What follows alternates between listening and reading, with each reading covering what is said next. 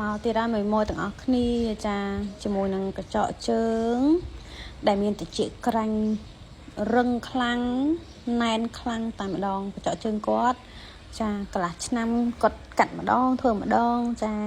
មើលជាក់ស្ដែងដឹងហើយគឺរឹងសាហាវតែម្ដងហើយរឹងហ្នឹងកុំថាខ្ញុំយកមិនបានទេខ្ញុំយកតអស់បងប្អូនមើលជាក់ស្ដែងណាដំបងមកឡើងទៅថាឃើញមានខ្មៅមានដីអីចឹងណាសិតឡើងរឹងតែមកទទួលក្រោយមកគឺខ្ញុំយកចាញ់ឡើងឃើញភីងហ្មងហើយសម្រាប់សាច់ដូចគាត់នេះណាអត់ងាយស្រួលក្នុងការកាត់ទេណាពួកអីកញ្ចក់ជើងគាត់ក្តោបខ្លាំងសាច់គាត់រឹងខ្លាំងនៅពេលដែលកាត់ប្រហែសគឺដឹងតែឈាមហ្មងចានៅពេលដែលកាត់ប្រហែសឈាម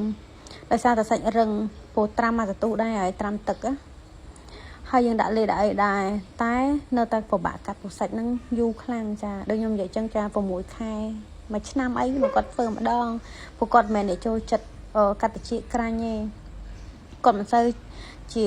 ចូលចិត្តអីចឹងណាគាត់មិនសូវមានគាត់សូវចូលចិត្តអង្គុយយូរចាត្រមខ្ញុំចាប់បខំគាត់បានធ្វើមិនធម្មតាបញ្ចុះបញ្ចូលដាក់ស្នែផងអីផងរំបានមកចាឃើញទេដំបងឃើញខ្មៅឃើញដីឥឡូវចាប់ផ្ដើមភីងម្ដងតិចណាចូលមកកន្លែងខ្ញុំគឺឲ្យទៅវិញគឺអត់ខកចិត្តទេចា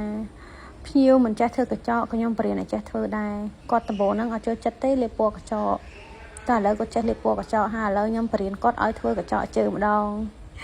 ចាខ្ញុំធានាថាមួយខែ2 ខែគឺដឹងតែ100ខ្ញុំហើយខ្ញុំជឿជាក់ថាអញ្ចឹងហ្មងព្រោះអីអ្នកធ្លាប់កាត់តិចក្រាញ់គឺនៅមិនបានទេយ៉ាងណាក៏ត្រូវតែដោះសាច់នឹងណែនមកហើយ